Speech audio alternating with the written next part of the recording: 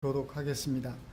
그러나 그 날과 그 때는 아무도 모르나니 하늘의 천사들도 아들도 모르고 오직 아버지만 아시느니라.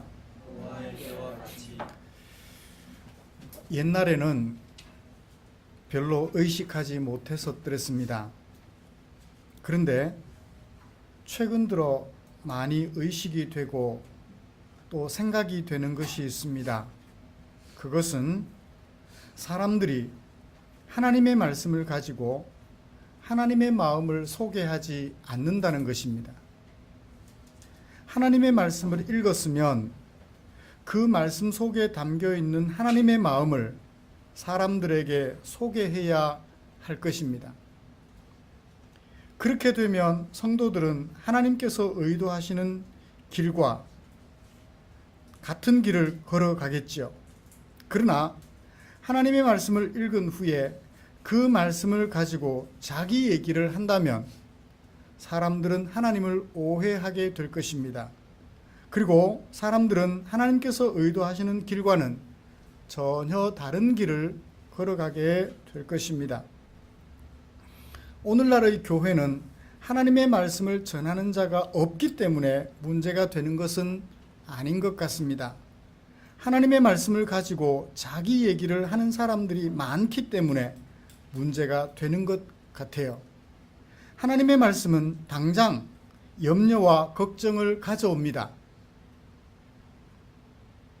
하나님의 말씀은 필연코 당장 우리에게 염려와 걱정을 가져옵니다. 그러나 장기적으로는 평화와 안식을 가져다 줍니다. 그러나 사람의 말은 당장은 평안을 가져옵니다. 그렇지만 장기적으로 불안과 불신을 가져올 뿐이지요. 얼마나 안타까운 일인지 모릅니다.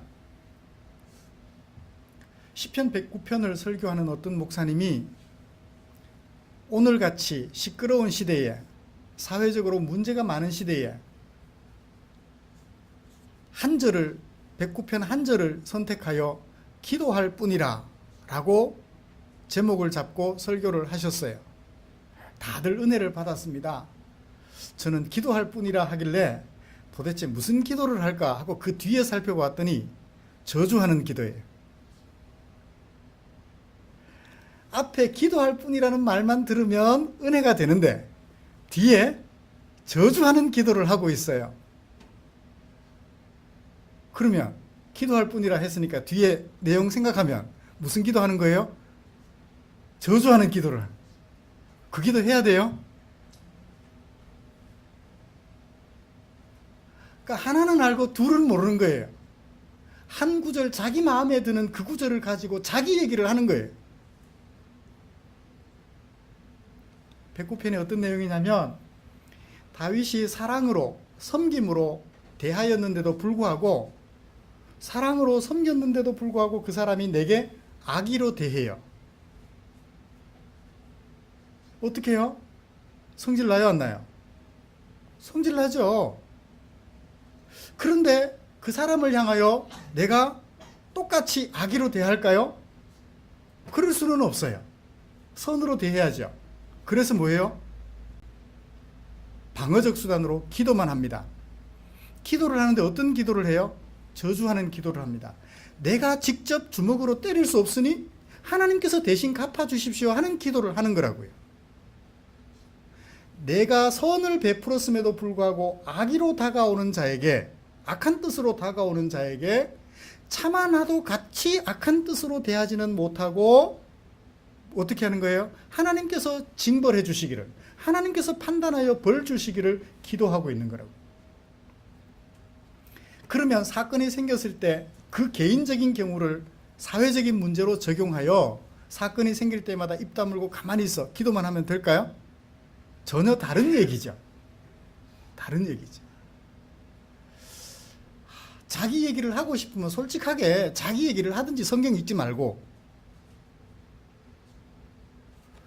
그런 아쉬운 점이 있어요. 문맥을 살펴서 그 속에 담겨있는 하나님의 마음을 알아. 개인적으로 내가 선으로 베풀었음에도 불구하고 악한 뜻으로 다가오는 사람들에게 같이 주먹으로 대응하지 말고 같이 욕하지 말고 어떻게 해요? 선의로 대해주고 하나님께서 판단하여 징벌해 주시기를, 하나님께 그 심판을 맡기는 것이 어떨까? 그죠? 너무너무 아름다운 뜻이잖아요. 그 뜻을 그렇게 하여 시끄럽게 떠들지 말고 비판하지도 말고 입 다물고 가만히 있으라, 기도만 하라, 그 얘기는 아니었거든요. 하나님의 말씀을 제대로 이해하고 그 말씀에 온전히 순종하여 평화와 안식을 도모하려는 우리를 위하여 하나님께서는 마태복음 24장 36절부터 44절까지 말씀을 주셨습니다. 나는 이 말씀을 가지고 아무도 모르는 그날이라는 제목으로 설교하고자 합니다. 말씀 나누는 중에 하나님의 크신 은혜를 기대해 봅니다.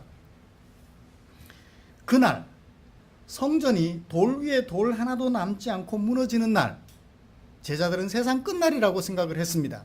그날이 언제 옵니까? 그날까지 징조는 무엇입니까? 라는 제자들의 질문에 대하여 예수님께서 들려주신 답변의 세 번째 단락이 오늘 함께 읽은 말씀이에요. 첫 번째 단락은 4절부터 28절까지 말씀입니다. 여기서 예수님은 그날까지의 징조와 그리고 그날까지 그 날을 위하여 성도들이 준비를 해야 할 것, 무엇을 준비해야 할 것인가에 대하여 말씀해 주셨습니다. 두 번째 단락인 29절부터 35절까지에서는 인자가 오시는 날에 일어날 일, 그날까지 징조와 그날까지 준비해야 될 일이 첫 번째 단락이라면, 두 번째 단락에서는 그날에 일어날 일, 인자가 오시는 세상 끝날에 일어날 일과 그날을 알게 하는 징조를 보고 그날을 깨달아라 하고 들려주시는 예수님의 말씀이었습니다. 오늘 우리가 함께 읽은 세 번째 단락은 다음과 같이 구성이 되어 있습니다. 36절부터 41절까지 말씀에서는 아무도 모르는 성전 파괴의 날, 그날과 그날에 일어날 일, 몇 번째 단락에서 얘기를 했나요? 두 번째 단락에서 했던 얘기죠. 했던 얘기를 반복하여 말합니다. 그리고 42절부터 44절까지 말씀에서는 그날을 준비하는 제자들의 자세, 무엇을 준비할 것인가 하는 것을 우리에게 들려주고 있습니다. 이런 본문을 가지고 두 가지 주제로 나누어 여러분들에게 설교하면서 하나님의 은혜를 같이 나누고 싶습니다. 첫 번째는 제자들이 세상 끝으로 인식하였던 성전 파괴의 날을 중심으로 그것이 가지고 있는 또 다른 이중적 의미, 예수님께서 재림하시는 날에 대한 하나님의 은혜를 나누도록 해보지요. 두 번째는 그 당시 제자들이 성전 파괴의 날까지 무엇을 준비해야 할 것인가 하는 것을 중심으로 오늘날 예수님의 재림을 기다리는 우리가 무엇을 준비할 것인가 하는 말씀을 나누도록 하겠습니다. 아무도 모르는 성전 파괴의 날, 그날을 중심으로 예수님의 재림과 연관하여 하나님의 은혜를 먼저 나누죠. 36절부터 시작하여 원문을 보면 마치 논문을 시작하는 것처럼 시작하고 있습니다.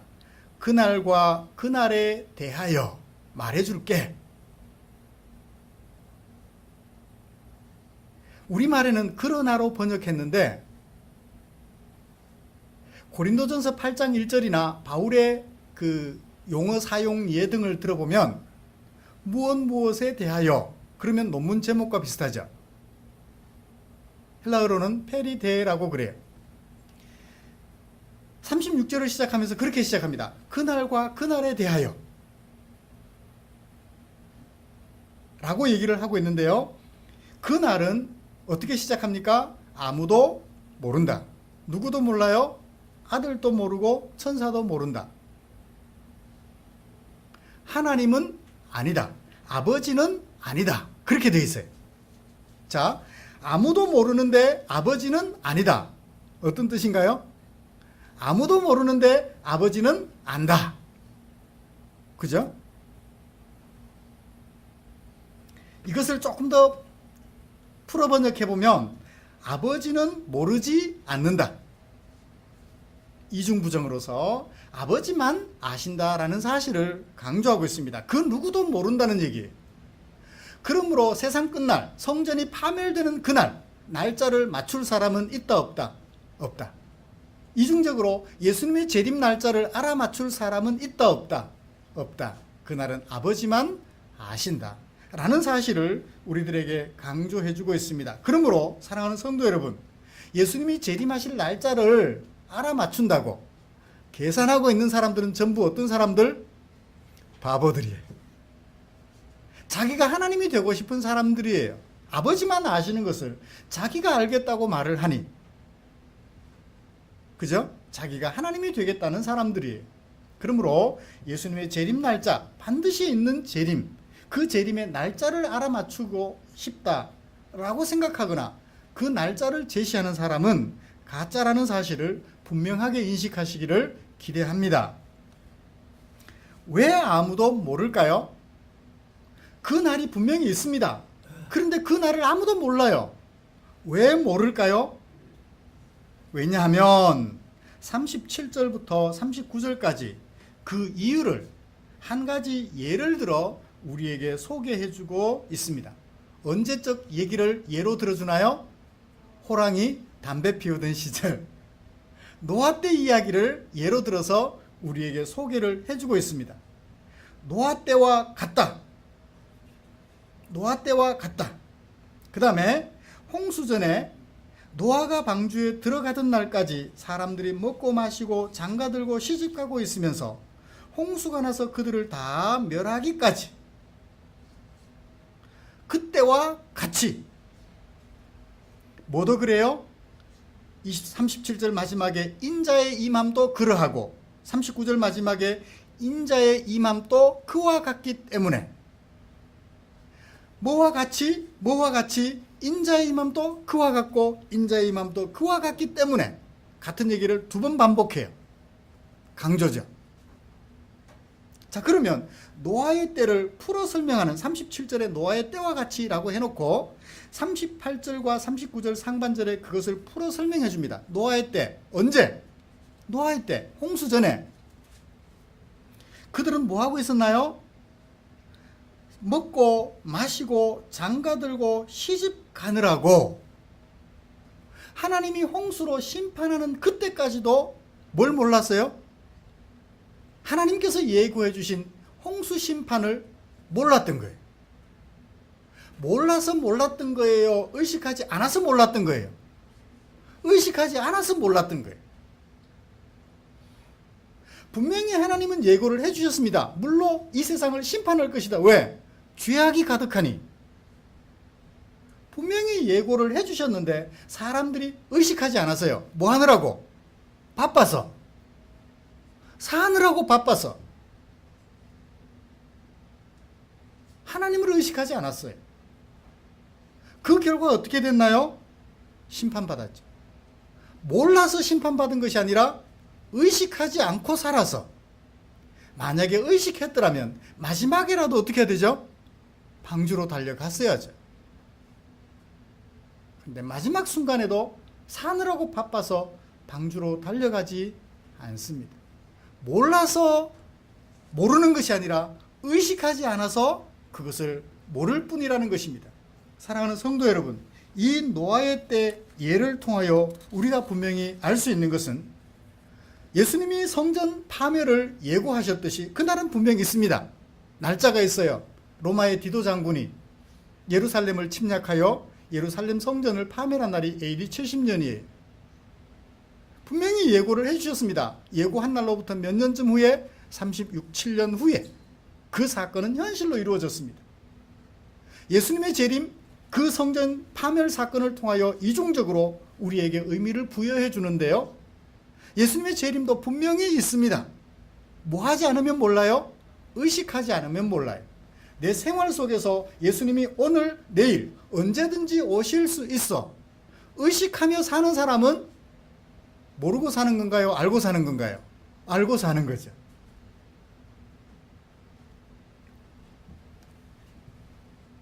사랑하는 성도 여러분, 우리는 노아 홍수 시절 그때 사람들을 생각해 보면서 얼마나 예수님의 재림을, 하나님의 심판과 하나님의 구원이 동시에 일어나는 그 예수님의 재림의 순간을 의식하며 살아가고 있습니까?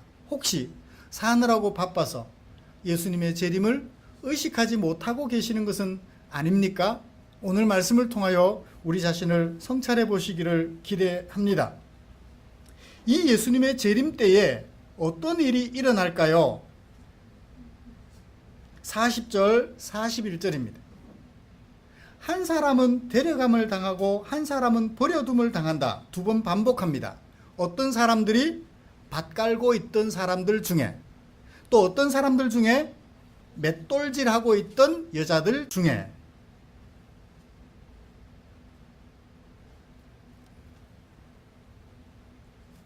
이걸 문자적으로 해석해서 예수님 재림 때에는 밭에서 일하던 사람만 데려가든지 버려두든지, 맷돌질하던 사람만 버려두든지 데려가든지, 그렇게 해석하면 어떨까요? 그러면 오늘날 공장에서 일하는 사람들은 거기 해당이 안 되니까 제외되나요? 모든 경우에 해당되는 사람들을 다 포함한다고 보시면 되겠죠. 두 가지 같은 얘기를 가지고 있는 두 가지 예화를 들었어요. 어떤 의미죠? 강조죠. 한 번만 얘기해도 될 것을 두 번씩이나 얘기를 했어요. 같은 얘기 뭘 두 번 해요? 한 번만 하면 되지. 두 번 하는 이유는 강조의 의미가 있네요. 무엇을 강조하나요? 밭에서 일하고 맷돌 가는 걸 강조하나요? 아닙니다. 데려가고 버려두는 것을 강조하는 거예요. 누가 데려가요? 예수님이 데려갑니다. 누가 버려두나요? 예수님이 버려둡니다. 내가 데려감을 당하고 싶다고 데려가시는 것이 아니고, 내가 버려둠을 당하고 싶다고 버려두시는 거 아니에요. 누구 뜻이에요? 예수님의 뜻이에요. 재림하신 예수님께서 하시는 일이 그거라는 얘기예요. 무슨 얘기입니까? 분리라는 거예요. 우리 어감상 데려가면 좋고 버려두면 안 좋은 것처럼 느껴져요. 버려둔다고 번역을 해서 그런데 남겨둔다, left, 남겨둔다라고 번역하면 어떨까요? 데려가는 게 좋아요? 남겨두는 게 좋아요? 목적에 따라 다르죠. 그렇죠? 남겨두어서 새로운 자리 마련해 주시려면 좋은 거고, 데려가서 나쁜 데 갔다가 버려두시려면 데려감 당하는 게 안 좋은 거죠? 그러니까 여기서 데려감을 당하는 게 좋은 거냐, 남겨둠을 당하는 게 좋은 거냐, 그거 가지고 왈가왈부하지 맙시다. 뭐가 중요해요? 분리된다는 게 중요해요. 누구와 누구를 분리해요? 하나님이 선택하신 사람들과 선택하지 못한 사람, 아는 사람들을 분리하는 거예요. 분리하는 것이 소중하다는 얘기입니다. 예수님은 이 땅에 왜 재림하셔요? 분리하기 위하여. 누구와 누구를? 우리 사람들 중에 사자를 분리하기 위함이 아니에요. 병든 사자, 건강한 사자 분리하려고? 아니에요.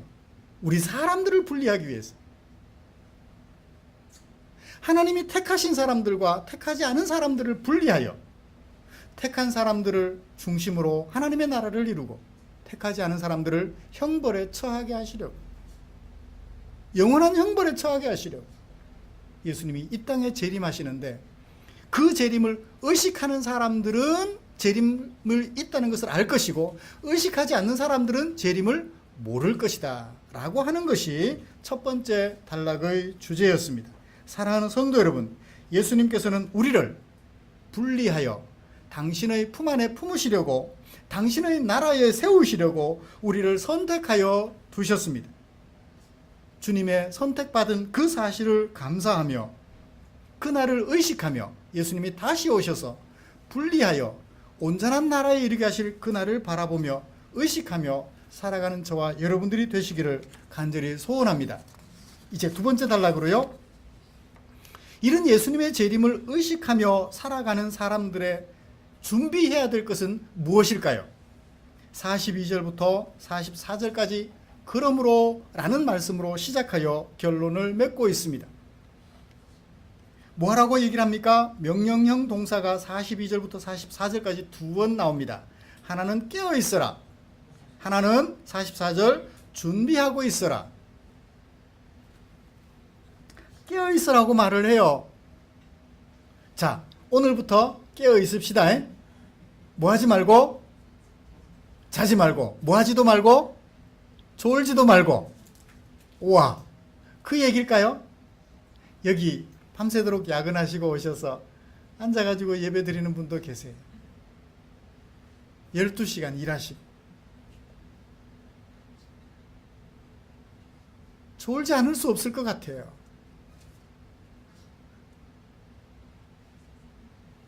여기 깨어있으라는 말은 잠자지 말고 철야를 하라는 얘기는 아닐 거예요.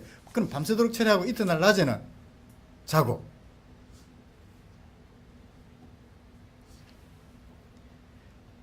깨어있으라는 말을 해석을 잘 오해하지 않고 해석을 잘하도록 43절 44절에 예를 들어서 설명해 주겠습니다. 만일 가정법을 사용하죠. 만일 예를 들어서 깨어있으라고 하신 그 명령이 어떤 의미를 가지고 있는지 예를 들어 설명해 주고 있습니다. 예를 들어 볼까요? 너희도 아는 바니. 무엇을? 아래의 예를 아는 바니. 너희도 알지 않느냐? 무엇을? 밑에 있는 예를. 자, 그 예를 우리도 아는 예, 예수님이 들어주시는 예를 보자고요. 집 주인이 도둑이 어느 시각에 올 줄 알았다면 어떻게 하겠어요? 도둑이 오는 줄 알고 준비하겠죠. 11시쯤 온다 그러면 9시에는 뭐 하고 있을까요? 자고 있겠죠. 11시에 오는 거 아니까 뭐 해놓고 도둑을 막을 준비를 다 해놓고 9시쯤은 자고 있어요. 11시에 온다는 거 아니까. 맞죠? 자고 있어도 괜찮죠? 언제만 깨 있으면 돼요? 10시 59분에만 깨 있으면 돼. 맞죠? 그 자는 것은 뭐 하기 때문에 자는 거예요? 알기 때문에 자는 거예요. 모르면 잘 수가 없어요. 그러므로 밤낮으로 잠 안 자고 철야기도 하는 사람은 몰라가지고 불안해서 철야하는 거예요.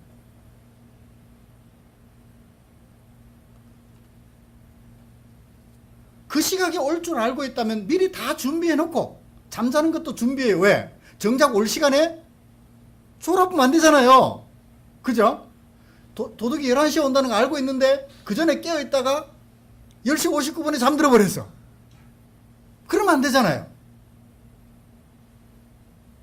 그러므로 10시에 9시에 잠자는 것도 준비하는 거예요. 미리 잠으로서 준비하는 거죠. 깨어있으라는 말은 뭐 하라는 얘기예요? 도둑이 집을 뚫지 못하도록 의식하고 있다는 얘기죠. 막을 준비를 하고 있다는 거죠. 이제 깨어있으라는 말의 의미를 알았습니다. 그것을 44절에 이러므로 다시 한 번 더 강조하여 결론을 내립니다. 뭐 하라는 얘기예요? 준비하라는 얘기예요. 깨어있으라는 말은 무엇의 다른 의미? 준비하고 있으라는 말에 다른 의미를 가진 명령으로 우리는 볼 수가 있었습니다. 생각하지 않은 때에 인자가 오시기 때문에 준비하고 있으라 라고 얘기를 하고 있는 것입니다. 우리 준비라고 얘기를 하면 잘 알죠? 임진왜란 때로 돌아가 볼까요? 노아 때도 마찬가지지만 임진왜란 때 생각해 보십시오. 사색당파, 당파 싸움하고 귀족들은 그렇게 살았습니다. 왕은 그 틈바구니에서 이러지도 못하고 저러지도 못하고 살아가요. 지난 드라마들을 통해서 우리는 역사를 잘 알 수 있습니다.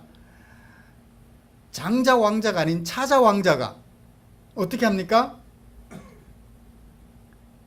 부산을 다녀온 다음 외구의 그 징조가 심상치 않습니다. 군대를 키워야 되고 침략을 막을 준비를 해야 됩니다. 누구도 귀 기울여 듣지 않습니다. 여전히 당파 싸움만 해요. 권력 다툼만 합니다. 어떻게 됐나요? 나라를 준비하자고 전쟁 준비를 하자고 했던 그 왕자에게 맡겨놓고 왕과 귀족들은 다 도망가고 그 왕자가 목숨을 바쳐서 그 왕자 이름이 뭔가요? 드라마 도자기 굽는 참 그렇게 오랫동안 기억하겠다고 머릿속에 되새겨 놓고도 기억이 안 납니다. 그래요. 응? 정의, 예, 정의라는 드라마가 그거였죠. 동의, 예, 예, 그래요. 예. 그 다음 또 최근으로 돌아와 볼까요? 해방이 되었습니다. 나라를 세웠어요. 대통령 누가 됐는지 아실 것입니다. 누구를 중심으로 정권을 꾸리나요? 친일파들을 중심으로 정권을 꾸립니다. 독립운동했던, 해방을 위하여 독립운동에 최선을 다했던 그 사람들은 어떻게 되나요? 한적한 곳으로 밀려납니다. 독립운동했던 사람들을 밀어내고 친일파 앞잡이였던 그 사람들이 중심으로 나라를 세우려고, 정권을 세우려고 하다 보니까 다툼이 생겨요.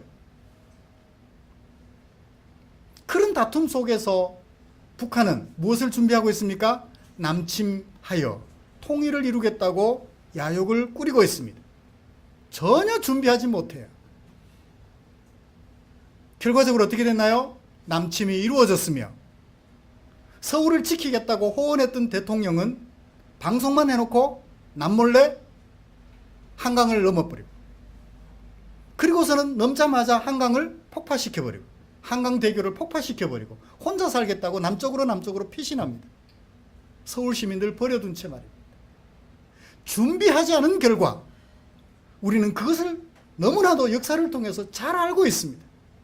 내 생활 속에서 늘 함께 하시는 하나님을 의식하며 하나님의 사람으로서 일상생활을 살아갈 때 그것은 도둑을 막는 준비일 것이며, 그런 준비는 예수님이 오실 때 오 주여 어서 오시옵소서 기쁨으로 맞이하게 될 줄 믿습니다. 오늘 내 남편과 오늘 내 아내와 오늘 내 식구들과 더불어 하나님의 백성으로서 사랑으로 섬기며 보살펴주며 하나님의 말씀 진리를 쫓아 내게 맡겨진 일을 정직하고 진실하게 감당해 갈 때 주님이 언제 오셔도 주님 어서 오십시오 하고 맞이할 수 있는 아름다운 주의 신부들이 되어질 줄 믿습니다. 이 예수님의 말씀을 생각하며 그날에 무슨 일이 일어난다고요? 분리가 일어날 거다. 지금 여러분들을 괴롭게 하는 사람들이 있어도 사랑으로 보듬어 주자고요. 그날 되면 어디로 가요? 형벌 받으러 가잖아요. 불쌍하잖아요. 그러므로 사랑으로 보듬어 주다가 주님 오실 때 주님의 나라로 이끌림을 받는 저와 여러분들이 되시기를 주님의 이름으로 축복합니다. 기도하겠습니다. 하나님 아버지, 이 땅에 죄악이 들끓어 거짓 선지자가 들끓어 우리를 힘들게 하지만 의욕을 잃지 않고 싶습니다. 왜냐하면 우리는 하나님의 택하심과 부르심을 받아 하나님의 백성들이 되었기 때문입니다. 조금 힘들고 어려울지라도 우리 생명 다하는 그날까지 주의 재림을 의식하며 살아간다면 우리 주님 오실 때 기쁨으로 주여 어서 오시옵소서 환영하며 맞을 것이니 조금 힘들더라도 악한 자들과 더불어 함께 살아가면서 조금 힘들더라도 참으며 그들이 거짓을 요구할지라도 거짓을 따르지 않으며 다니엘처럼 진실되게 정직하게 하나님만 섬기며 살아가는 당신의 백성으로 살기를 원합니다. 하나님 아버지, 이런 우리의 결심 한순간도 흐트러지지 않도록 날마다 성령으로 역사하여 주시옵소서. 우리의 마음을 하나님께서 감동시켜 주시고 우리의 마음을 진리의 길로 인도하여 주시옵소서. 성경을 펼칠 때마다 내 생각 내려놓고 하나님의 생각으로 내 생각 속에 가득하게 채워가는 믿음의 종들 되게 하여 주시옵소서. 예수님의 이름으로 기도드리옵나이다.